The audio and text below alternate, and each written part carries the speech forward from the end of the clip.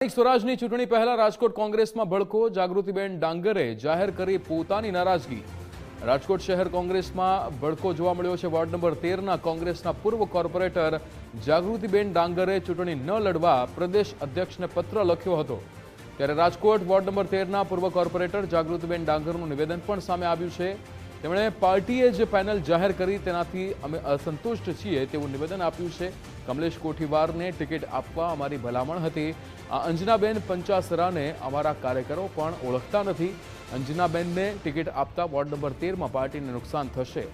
રહીમ લાખાણી આપણી સાથે લાઈવ જોડાઈ ગયા છે. રહીમ, જાગૃતિબેન ડાંગરે પોતાની નારાજગી વ્યક્ત કરી છે. અહીંયા શું વિગતો? ચોક્કસપણે જેમના માટે તેણે આ બેઠક ખાલી કરી હતી તેમને 12 નંબરમાં મોકલવામાં આવ્યા છે ને તેને સંકલનમાં પણ રાખવામાં નથી આવ્યા તેવો તેમનો આક્ષેપ છે. જાગૃતિબેન સાથે જ સીધા વાત કરશું. બેન, જેમના માટે તમે સીટ ખાલી કરી હતી અને તમને સંકલનમાં પણ નથી રાખવામાં આવ્યા તેવી વાત છે, શું આખી વાત છે, શું કહો છો? બસ બીજી કઈ વાત નથી. અમે કમલેશભાઈ માટે સીટ ખાલી કરી હતી. કમલેશ યુવા છે અને પોતે NSUI થી જ્યારે પાર્ટી સાથે જોડાયેલો છે અને મહેનતુ છે પાર્ટી માટે. ક્યારેય એને એવું નથી કર્યું કે કોઈ પણ ઉમેદવાર હોય દિલથી એને કામ કર્યું છે. એટલે અમે કીધું કે ભાઈ અમારો યુવા કાર્યકર છે તો એને તક આપો. અમે એના માટે સીટ ખાલી કરીએ છીએ અને ફોર્મ અમે ભર્યું હતું, પણ પાર્ટીને જે યોગ્ય લાગ્યું તે અમે આ લેટરે આપ્યો તો પાર્ટીને કે અમે નથી લડતા. અમે કમલેશભાઈની જગ્યાએ જે બીજા બેનને આપવામાં આવી છે તેમને ઓળખો છો? શું પરિસ્થિતિ છે? આ વોર્ડમાં શું થશે સ્થિતિ? એ બેનને હું નથી ઓળખતી, પણ વોર્ડમાં તો હવે પાર્ટીને જે યોગ્ય લાગ્યું હશે એ પ્રમાણે પાર્ટીએ ટિકિટ આપી હશે. પાર્ટીને કદાચ ઉમેદવાર મજબૂત અમારા કરતા એ લાગ્યા હશે. તમે જો નથી ઓળખતા, તમે આટલા વર્ષોથી આ કોંગ્રેસમાં કામ કરી રહ્યા છો, કોંગ્રેસના કાર્યક્રમમાં ક્યારે પણ તમે જોયા છે કે એવું કઈ છે? નહીં, એમના હસબન્ડને નથી જોયા અને બેનને નથી જોયા. એટલે થોડુંક એ દુઃખ છે કે કદાચ પાર્ટીને નુકસાન ન જાય, એ અમને દુઃખ છે. અમારા માટે દુઃખ નથી, અમને મારી પાર્ટી માટે દુઃખ છે.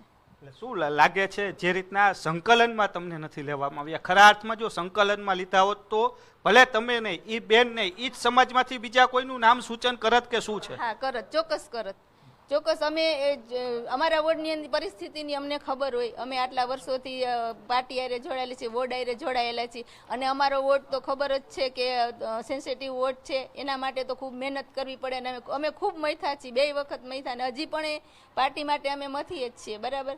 એટલે થોડુંક અમને જો સંકલનમાં રાખ્યા હોત તો અમે સજેસ્ટ કરત કે કોને અપાય કોને ન અપાય. કમલેશભાઈને જો અહીંયાથી ઉતારી આવો તો કેટલી અસર થાત ને આ બેનને કેટલી અસર પડશે? કમલેશભાઈને ઉતાર્યો તો 100% અસર થાત કે કમલેશભાઈ વર્ષોથી આ વોર્ડમાં રહે છે, આ વોર્ડનું કામ કરે છે. બધા તમે જોઈ શકો છો, મારા ભેગા કાયમી બધા કાર્યક્રમમાં હોય જ છે કમલેશભાઈ. ક્યાંય મારી કદાચ મારા હસબન્ડ મારી સાથે ન હોય તો કમલેશભાઈ તો મારી સાથે હોય જ.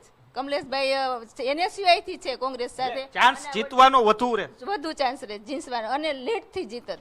લીડથી આ બેનને ઓળખતા નથી તો કેવી અસર પડશે? હવે ઈ તો પછી હવે મતદાર ઉપર આધાર રહે અને પાર્ટીને જે યોગ્ય લાગ્યું એ બરાબર છે. અસર પડશે શું લાગે તમારી? કદાચ થોડી ઘણી પડે, અસર પડે.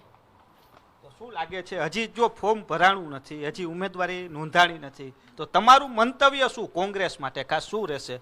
હવે એ પાર્ટીએ જે ડિસિઝન લીધું એ અમારે હવે કાંઈ કહેવાનું ના થાય. જ્યારે ટિકિટ વેચી ત્યારે અમને સંકલનમાં રાખ્યા હોત તો અમે સજેશન કર. અમારો વોર્ડને થોડોક નબળો અમને એવું લાગે છે, કદાચ થોડોક અમારો વોર્ડ નબળો પડે. અમે જે ઊભો કર્યો તો વોર્ડ માટે અમે મહેનત કરી હતી, જે કાર્યકરોને અમે સંકલનમાં રાખ્યા છે. અમારા એક ફોનથી જે કાર્યકર હાજર થઈ જતા અને બીજા એવાય ઘણા બીજી ટિકિટો આપી એમાંય યુવા કાર્યકર્તા છે. અમે એ સજેશન કરેલું કે ભાઈ આવા યુવા કાર્યકર તો તરવરિયા છે, વર્ષોથી પાર્ટી સાથે કામ કરે છે તો એને આપો. એટલે પણ બાકી તો પાર્ટીને જે અનુકૂળ આવે એ બરોબર. નહીં, કોઈ જાતની નહીં. જે વોર્ડને જે રીતના દુઃખ ઈ છે ખાલી કે કદાચ અમારા વોર્ડની અમારી એક સીટ ન જાય, ઈ બીજી અમને કાંઈ કોઈ જાતનું દુઃખ નથી અને અમે કામ કરવાના જ છીએ પાર્ટી સાથે. મેં પહેલાં જ એની બેનને કીધું હતું કે તમે કોઈ પણને ટિકિટ આપો, અમે તો કામ કરવાના જ છીએ.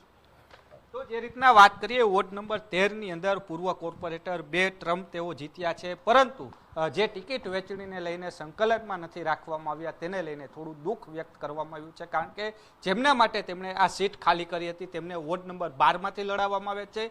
જે વ્યક્તિ વર્ષોથી 13 નંબર વોર્ડમાં કામ કરતા હતા તેની બદલે બીજા વ્યક્તિને આપવામાં આવી છે, તેને લઈને દુઃખ છે તે વ્યક્ત કરવામાં આવ્યું છે. જી બિલકુલ રહીમ, સમગ્ર માહિતી સાથે જોડાવા બદલ આપનો આભાર.